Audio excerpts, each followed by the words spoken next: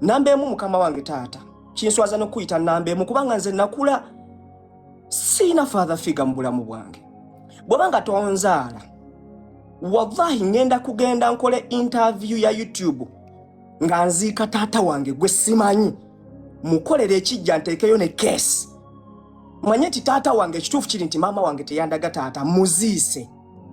Manye nti muziise. Mama muziise amanyi taata wange baali bamuyita batya?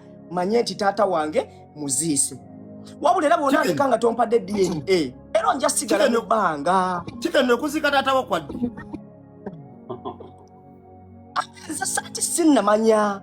Ekyo nja kikola nga nsoose kumanya. Muzika ne keso genda gigula. Njagala kumanya. Nambeemu kyogerere wano.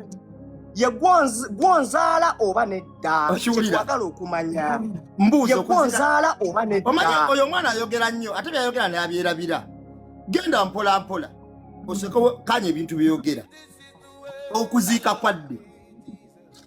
Then nange nembuuza gwonzaala oba nedda. Bw'okinziramu nti ye nga nkubuli. Bw'ongamba ti si gwonzaala nga nkubulira okuziika kwaddi. Bw'ongamba ti gwonzaala benebyo. Nange nkugambye. Bw'ova wano. Dayo obuuze maama wo. Kimbuuza maama nga wooli.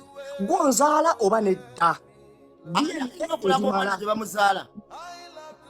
Simanyi. Ekyo simanyi. Nze maama wange yandaga ggwe. Mama wange yandaga ggwe.